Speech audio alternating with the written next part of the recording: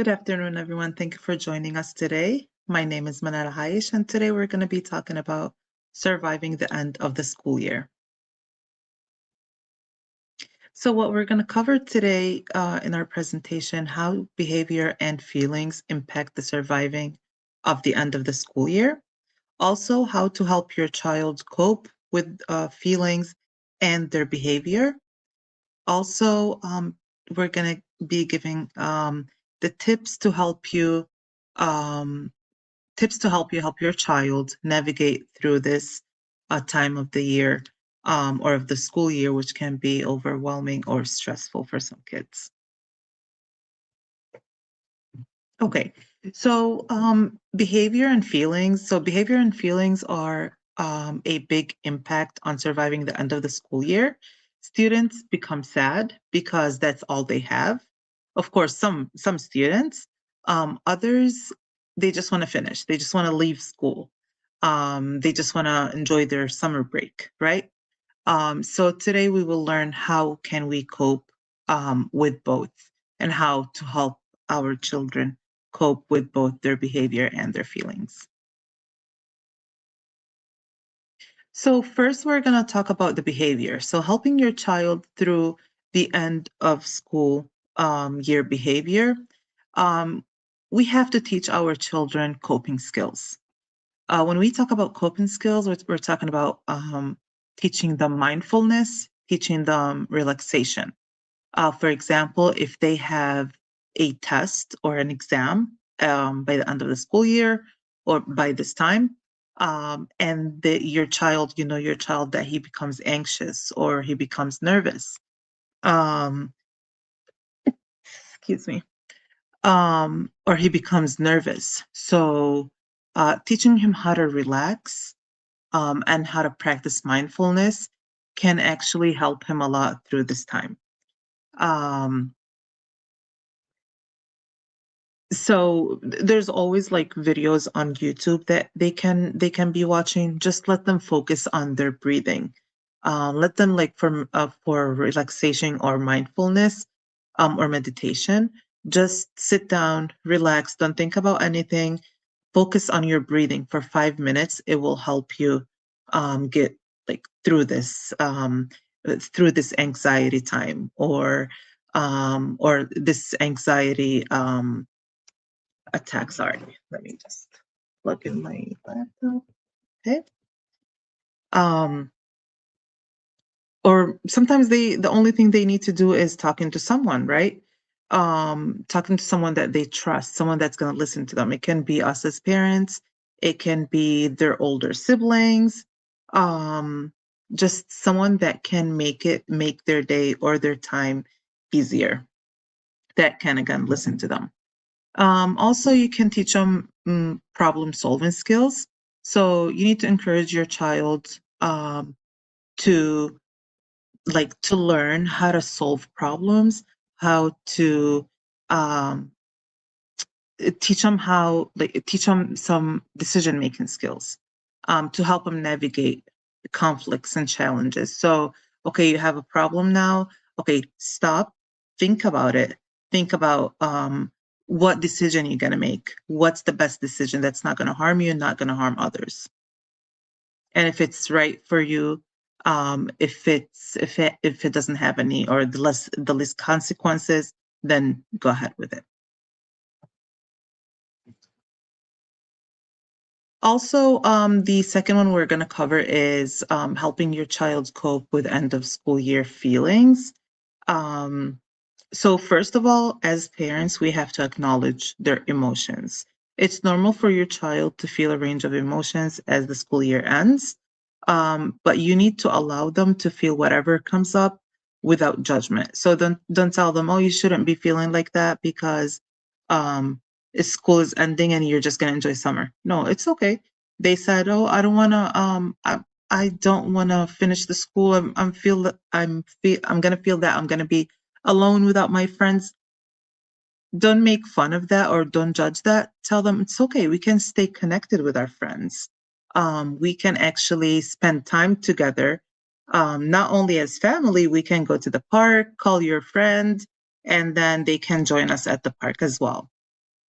Um, Also, like you can exchange contact information with the friends and the classmates. Like you can tell them, okay, here, give my phone number to your friend's mom so we can exchange phone numbers.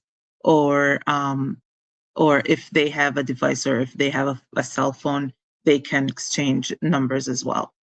Also reflect on good times. So let your child take time to reflect on the positive experiences that they already had throughout the school year. Because once they remember like the good times, it can help them counteract the feelings of sadness. It can kind of balance and remove the sadness feeling. Also, we're going to have more tips about how to help them navigate through this busy time. Um, this next one, please. Thank you. So it's very important. Like if you don't know, if you can't help your child through this time, if he's struggling in a specific subject, there's nothing wrong to ask for help. Okay.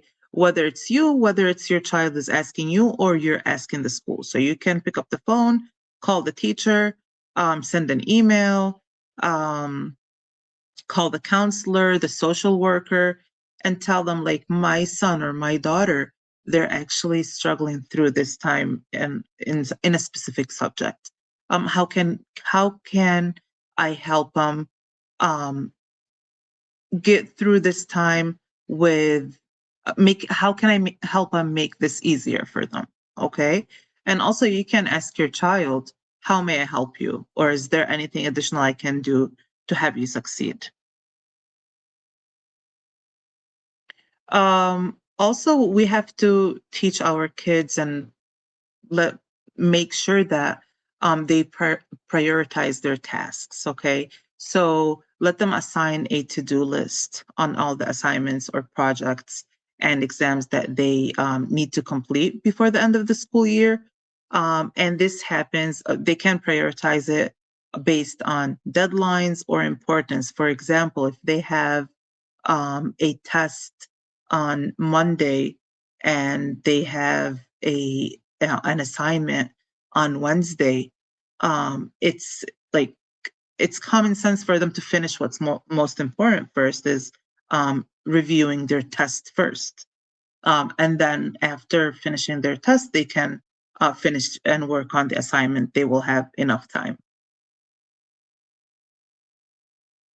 Also, they have to break tasks into smaller chunks. So once they break the large projects into smaller chunks or tasks, it can be easier to digest, easier to finish, and it's not going to make them feel overwhelmed.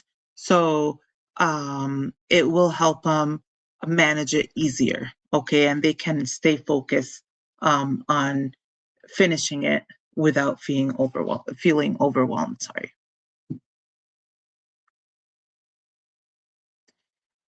Also, we can help them create a study schedule. Okay, so help them allocate specific time for studying and working on assignment each day. Having a schedule can help your child stay organized and ensure that they are dedicating enough time to each subject. Taking a break. So this is very important. Um, Taking a break gives them time to recharge. Okay, it is important to give your child a break to rest. Breaks like grabbing a snack, maybe stretching, maybe going for a walk. It's very essential. So breaks are very essential to maintain productivity. Staying healthy. So as parents, of course, we make sure that our kids are having a good healthy meal, they're drinking plenty of water. This is very important. Make sure they stay away from the sugar snacks, because it just gives them like quick like energy like at the moment, and then it can drain them. So no, to help them stay focused, make sure they have a nutritious meal, they drink enough and plenty water. Also, sleep. Prioritize sleep is very important. You have to make sure that your child gets 7 to 9 hours of sleep every day and every night, because when they sleep enough, they can save all the information that they studied for, everything that they reviewed. When they sleep, that's their time, the time for their brain to save the information. So when they wake up tomorrow, it's easier for them to uh, become, of course, energized and ready to finish these tests and exams. Next, please. Okay, thank you. So this is very important, also celebrating milestones. So we have to acknowledge our children and our child's progress and accomplishment, no matter how small. It doesn't matter the grade that they're going to get. What matters, the effort. What matters is the effort that they put in. Okay, so let's not just focus on like them having A plus or staying like for example like an honor roll all year. Make sure that you tell them, okay, I'm very proud of you for trying hard, for putting an effort on this, for example, on this exam, on this subject. So celebrate their milestones a long way to keep them motivated. Also plan for relaxation. This is very important to help them disconnect from screens. Okay. Before bedtime, let's say 2-3 hours before bedtime, let them disconnect from screens. No cell phones, no TV, no iPad, no computers, because the blue ray that comes out from the screens, it actually affects the melatonin, that the hormone that's the sleeping hormone that their body needs to relax and sleep. So whenever like they're watching TV, their body does not know that it's time to relax, it's time for bed. Okay, that I have to like I have to rest and I have to relax. So make sure like instead of like for them scrolling on social media or watching TV, let's encourage them to read a book, listen to music, or practice relaxation techniques.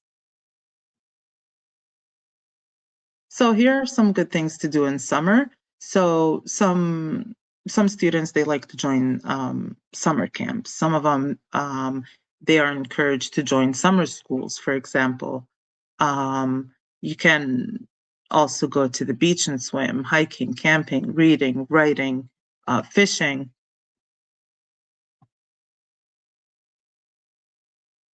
So just you have to remind your child that it's normal to feel stressed or overwhelmed at times. Your child needs to stay organized, remind them to manage their time effectively and take care of themselves. And this is how your child can successfully navigate the end of the school year. Thank you so much and have a great day. HES Academies have been serving the Detroit metro area for over 23 years, promoting academic excellence, leadership, and cultural diversity, ranking as some of the top schools in the state of Michigan. Our pre-K through 12th grade students enjoy tuition-free, state-accredited education by STEM-certified and highly qualified staff with no geographical restrictions, and with advanced placement, college dual enrollment, scholarship, and Arabic language programs.